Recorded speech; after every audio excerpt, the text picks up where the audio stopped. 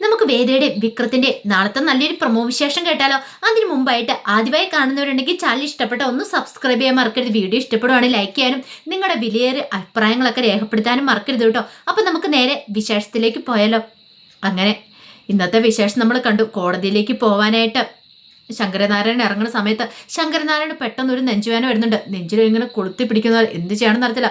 നെഞ്ചിലേക്ക് ഇങ്ങനെ കൈ അമർത്തി ഇങ്ങനെ സ്റ്റക്കായിട്ട് നിൽക്കുകയാണ്. ആ സമയത്താണ് അങ്ങോട്ടേക്ക് പത്മ ചായയൊക്കെ ആയിട്ട് വരുന്നത്.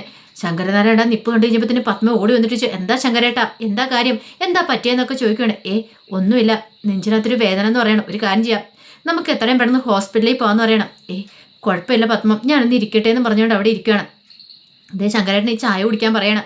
അങ്ങനെ ശങ്കരനാരായണൻ ആ ചായ കൊടുക്കുകയാണ്. ഈ സമയത്ത് പത്മ പറഞ്ഞു, എനിക്ക് എന്തോ നല്ല പേടി തോന്നുന്നുണ്ട്. ഇതിനു മുമ്പ് ശങ്കരേട്ടൻ ഒരു പ്രാവശ്യം തലയിറങ്ങി വീണില്ലേ, നമുക്ക് ഹോസ്പിറ്റലിലേക്ക് പോകാം ശങ്കരേട്ടാ, ഇതിങ്ങനെ വെച്ചോണ്ടിരിക്കാൻ പാടില്ലെന്ന് പറയണം. ഇത് കേട്ടപ്പോൾ ശങ്കരനാരായണൻ പറഞ്ഞു, ഇന്ന് കോടതിയിൽ കുറേ കേസുകളും കാര്യങ്ങളൊക്കെ ഉണ്ട്, അറിയാലോ, ഞാൻ നേരത്തെ ലീവും കാര്യങ്ങളൊന്നും പറഞ്ഞിട്ടില്ല എന്ന് പറയണം. ഇത് കേട്ട് കഴിഞ്ഞപ്പം പത്മ പറഞ്ഞു, അത് സുഖമില്ലെങ്കിൽ പിന്നെ എന്ത് ചെയ്യാൻ പറ്റും, അത് പറഞ്ഞിട്ട് കാര്യമില്ല, എനിക്കിന്ന് പോകാതിരിക്കാൻ പറ്റില്ലെന്ന് പറയണം. ശങ്കരനാരായണൻ നല്ല വേദനയും വിഷമമുണ്ടെന്ന് ആ മുഖത്തുനിന്ന് തന്നെ തിരിച്ചറിയാൻ പറ്റുന്നുണ്ടായിരുന്നു. പത്മയ്ക്കാണ് ഭയങ്കര വിഷമമായി. എനിക്കറിയാം ശങ്കരേട്ടൻ്റെ മനസ്സിൽ ഇപ്പം നല്ല ടെൻഷനും കൂടുതലാണ്. വേദയെക്കുറിച്ചുള്ള ചിന്തകളെല്ലാം മനസ്സ് നിറയും. ഓരോന്നൊക്കെ വേണ്ടാത്തൊക്കെ ആലോചിച്ചിട്ടായിരിക്കും ശംഖുവേദന എടുക്കുന്നത്. അല്ലെങ്കിൽ ഇപ്പോൾ വേദനയുടെ ആവശ്യം എന്താണെന്ന് ചോദിക്കണം. അതുമാത്രമല്ല, രാത്രിയിലാണെങ്കിൽ നേരെ ചൊവ്വയെ ഉറക്കമില്ല. ശങ്കരേട്ടൻ ശരിക്കും ഒന്ന് ഉറങ്ങിയിട്ട് എത്ര ദിവസമായെന്ന് ചോദിക്കുക. അത് കേട്ട് കഴിഞ്ഞപ്പോൾ ശങ്കരനാരായണൻ പറഞ്ഞു, അതൊക്കെ നിന്റെ തോന്നൽ മാത്രമാണ് പത്മേ എന്ന് പറയണം. തോന്നല എൻ്റെയോ? ഒരിക്കലുമില്ല, തോന്നലൊന്നും അല്ല. ഞാൻ ശങ്കരേട്ടനെ ആദ്യമായിട്ട് കാണുന്നല്ലോ. സ്വർഗം പോലെയാണ് നീ വീട് മുമ്പ്. എനിക്കറിയാം, വേദമോൾ ഈ വീട്ടിൽ നിന്ന് പോയതിന് ശേഷമാണ് ഈ പ്രശ്നങ്ങളൊക്കെ ഇവിടെ ഉണ്ടാകണമെന്ന് പറയണേ. ഇത് കേട്ടപ്പോൾ ശങ്കരനാരായണൻ പറഞ്ഞു, ഇനിയിപ്പോൾ അതിനെക്കുറിച്ച് ചിന്തിക്കണ്ട, അവളുടെ കല്യാണം കഴിഞ്ഞില്ലേ, അവൾ സന്തോഷമായിട്ട് ജീവിക്കുന്ന കണ്ടാൽ മതി. അത് ഉറപ്പായിട്ടും ഉണ്ടാവും. ശങ്കരേട്ടൻ മനസ്സിൽ നിന്ന് ആദ്യം ഈ ടെൻഷനൊക്കെ ഒന്ന് എടുത്ത് കള എന്നൊക്കെ പറഞ്ഞ് ശങ്കരനാരായണൻ ആശ്വസിപ്പിക്കുകയാണ്. പിന്നീട് ശങ്കരനാരായണൻ ചായ കുടിച്ചു കഴിഞ്ഞപ്പോൾ ശങ്കരനാരായണൻ ഇച്ചിരി കുറവ് പോലെ തോന്നി. ഞാൻ ഇനി ഇറങ്ങുക പത്മയെന്ന് പറഞ്ഞുകൊണ്ട് ശങ്കരനാരായണൻ ഇറങ്ങുകയാണ്. ഈ സമയത്ത് പത്മയുടെ ഉള്ളിൽ എന്തോ വലിയൊരു ടെൻഷൻ ഉണ്ടായി. ശങ്കരേട്ടനാണെങ്കിൽ ഹോസ്പിറ്റലിൽ പോകാനും തയ്യാറാകുന്നില്ല. പക്ഷെ എന്തോ ഒരു വിഷമം മനസ്സിലേക്ക് വരുവാണ്. ഇനി വല്ല ആപത്തും വരാൻ പോകുന്നതാണോ എന്നൊരു ചിന്തയും കൂടെ മനസ്സിലേക്ക് വരുന്നുണ്ട്. ആ സമയത്ത് വേദ നേരെ വിക്രത്തിൻ്റെ അടുത്തേക്ക് എല്ലുവാണ്. വിക്രത്തിൻ്റെ അടുത്ത് നിന്നിട്ട് പറഞ്ഞു, അല്ല ഇന്ന് വിക്രം എന്ത് പറ്റി ഇവിടെ ഇരിക്കുന്നേ? ജോലിക്കൊന്നും പോകുന്നില്ലേ? ഇങ്ങനെ ജോലിക്കും കൂലിക്കും പോകാതെ ഈ വീട്ടിൽ കയറി കുത്തിയിരുന്നിട്ട് കാര്യമില്ല. പറഞ്ഞു കേട്ടല്ലോ, കല്യാണം കഴിച്ചു, ഭാര്യയുണ്ട്, ഭാര്യയ്ക്ക് ചെലവിന് കൊടുക്കേണ്ട ആരാ? ഭർത്താവിൻ്റെ കടമയാന്ന് പറയാം. ഇത് കേട്ട് കഴിഞ്ഞപ്പോൾ വിക്രം പറഞ്ഞു, ഒരു ഭാര്യ വന്നിരിക്കുന്നത്, മിണ്ടാതെ പോയിക്കോണമെന്ന് പറയണം. എന്താ ഒരു പുച്ഛഭാവം എന്ന് ചോദിക്കുകയാണ്. പുച്ഛിക്കേണ്ട കാര്യമൊന്നുമില്ല, കല്യാണം കഴിച്ചാൽ പിന്നെ ഭാര്യയ്ക്ക് ചെലവിന് കൊടുക്കണമെന്ന കാര്യം അറിയത്തില്ലേന്ന് ചോദിക്കുക.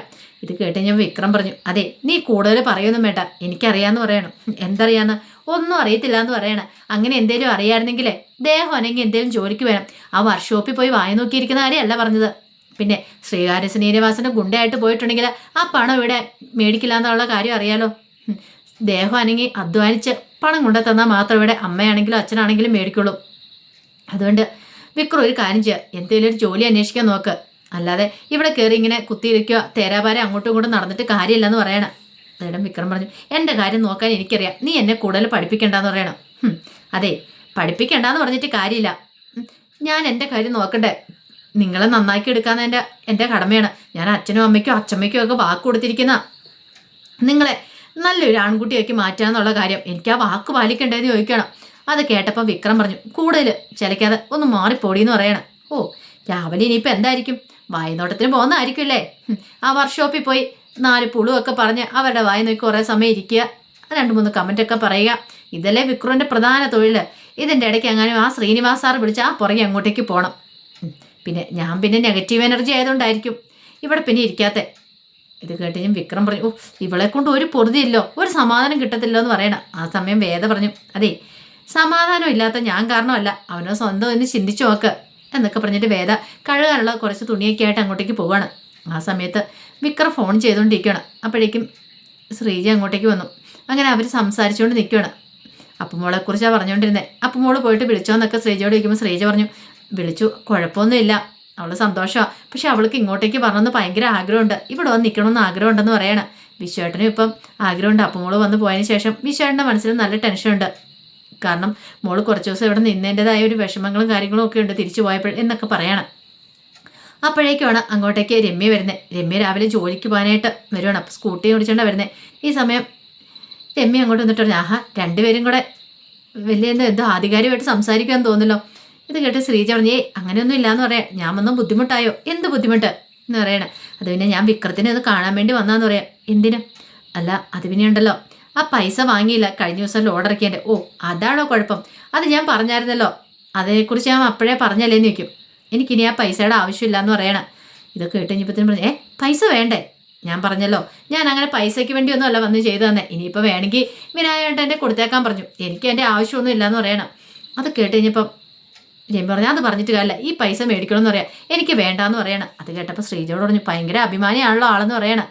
ശ്രീജ പറഞ്ഞു, അങ്ങനെയാ എന്നൊക്കെ ശ്രീജ എങ്ങനെ പറയണം. ആ സമയത്ത് വിക്രത്തോട് പറഞ്ഞു, അതെ എനിക്ക് ആരും ഫ്രീ ആയിട്ട് ചെയ്തു തരുന്നൊന്നും ഇഷ്ടമില്ല.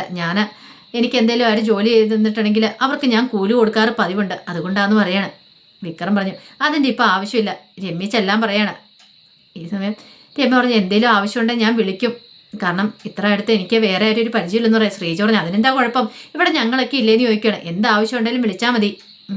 പിന്നെ വീട് കുറച്ച് ദൂരെ ആയതുകൊണ്ട് എല്ലാ ആഴ്ചയൊന്നും വീട്ടിലേക്ക് പോവാറുമില്ല, ഇടയ്ക്കൊക്കെയോ പോവാറുള്ളെന്ന് പറയണം. ശ്രീജ പറഞ്ഞു, അതിനെന്താ, ഇവിടെ ഞാനുണ്ട്, വേദയുണ്ട്, നന്ദിനി, ഞങ്ങളെല്ലാവരും ഉണ്ട്, ഒരാവശ്യം വന്നാൽ ഇങ്ങോട്ടേക്ക് വന്നാൽ മതി എന്ന് പറയണം. ഇനിയിപ്പോൾ രാത്രിയിലാണെങ്കിലും വിക്രമുണ്ട്, വിനായനും വിശ്വനും എല്ലാവരും ഇവിടെ ഉണ്ടല്ലോ, ഒരാവശ്യം വന്നിട്ടുണ്ടെങ്കിൽ അതോർത്ത് പേടിക്കൊന്നും വേണ്ട രമ്യ എന്നൊക്കെ പറയണം. പിന്നീട് വിക്രത്തിൻ്റെ നമ്പരും മേടിക്കുന്നുണ്ട്. അതെ എനിക്കെന്തെങ്കിലും ആവശ്യം വന്നിട്ടുണ്ടെങ്കിൽ വിളിക്കാനാന്ന് പറയണം.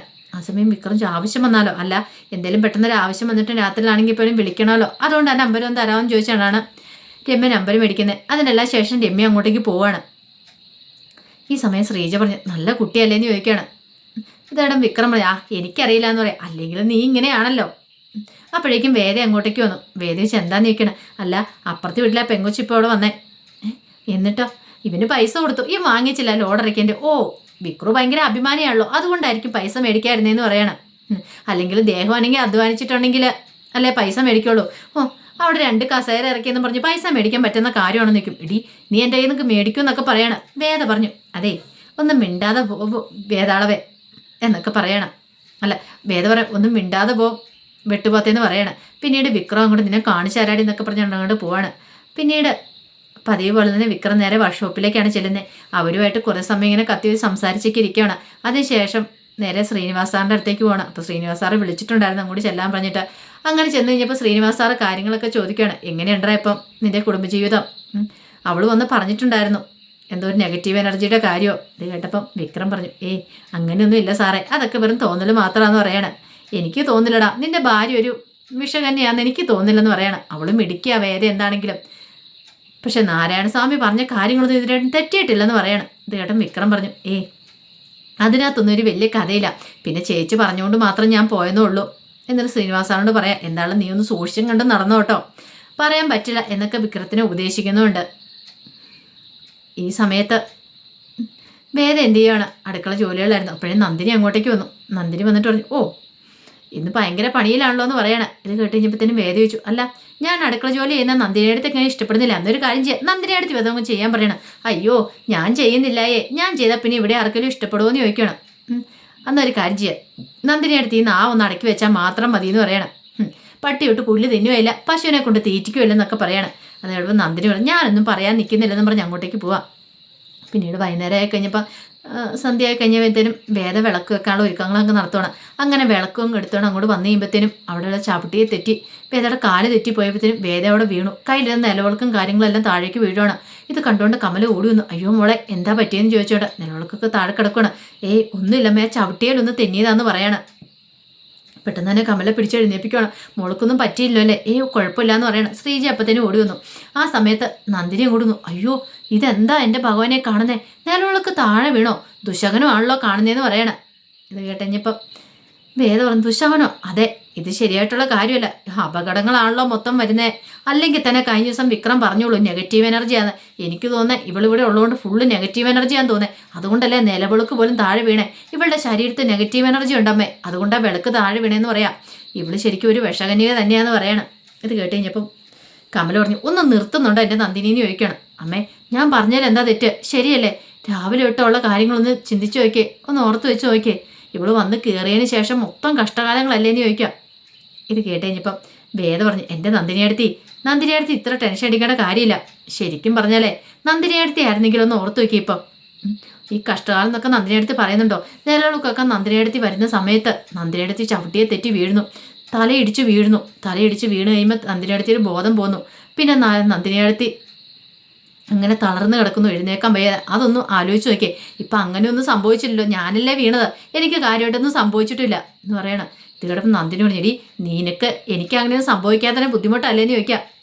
കമല ചിരിക്കുവാണ്. ശ്രീജൻ ചിരിച്ചു. എൻ്റെ നന്ദിനി, നീ ഒന്നും മിണ്ടായിരിക്കാൻ പറയണം. ദേ വലിയ കാര്യം പറയാണ്ട് വരാതെ, ആ ചവിട്ടിയെ തെന്നി വീണതല്ലേ, അതിന് ഇത്രമാത്രം ഒന്നും പറയാനില്ലെന്ന് പറയണം. അങ്ങനെ പതിവ് പോലെ തന്നെ പിന്നീട് വേദ വീണ്ടും എടുത്ത് നിലവിളക്കൊക്കെ വെച്ച് കുറേ സമയം രാത്രിയായിട്ടും വിക്രം വന്നില്ല. വിക്രത്തെ വിളിച്ചു നോക്കിയിട്ട് വിക്രം കോളും എടുത്തില്ല. പിന്നീട് വേദ കാത്തിരിക്കുക. ഈ സമയത്ത് വിക്രം എന്ത് ചെയ്യണം, വർക്ക്ഷോപ്പിലൊക്കെ പോയിട്ട് അങ്ങനെ രാത്രി തിരികെ വീട്ടിലേക്ക് വരുവാണ്. വരുന്ന സമയത്താണ് വഴിക്ക് വെച്ച് വിക്രത്തിന് നേരെ ആക്രമണം ഉണ്ടാകുന്നത്. 4 പാടുന്നു കുറേ ആൾക്കാർ എറിയുകയും കല്ലുപറിക്കുക, അതുങ്ങൾ കുറേ ആക്രമണങ്ങൾ ചീമട്ടയായിട്ടും എന്തൊക്കെയോ ദേഹത്തേക്ക് എറിയുകയൊക്കെ ചെയ്യുകയാണ്. വിക്രത്തിന് ഒരു നിമിഷം എന്ത് ചെയ്യണമെന്ന് അറിയത്തില്ല. വല്ലാത്തൊരവസ്ഥയായിപ്പോയി. വിക്രമിനെ പ്രതിരോധിക്കാൻ കഴിഞ്ഞില്ല. അപ്രതീക്ഷിതമായിട്ടൊരു ആക്രമണമായിരുന്നു. കാരണം ബൈക്കിന് വരുന്ന സമയത്താണല്ലോ വിക്രം അവിടെ വീണ് പോവാണ്. എന്ത് ചെയ്യണമെന്ന് അറിയത്തില്ലാത്ത അവസ്ഥയിൽ. അപ്പോൾ അതിൻ്റെ വിശേഷങ്ങളൊക്കെയാണ് നാളെ കാണാൻ പോകുന്നത്. ഇനി വിക്രത്തെ തേടി ആ വലിയ അപകടമൊക്കെ എത്തുന്നുണ്ട്. അപ്പോൾ അതിൻ്റെ വിശേഷങ്ങൾക്കായി നമുക്ക് എല്ലാവർക്കും കാത്തിരിക്കാം കേട്ടോ. ഒരിക്കൽ കൂടി എല്ലാവർക്കും ശുഭരാത്രി നേർന്നുകൊണ്ട് നിർത്തുന്നു.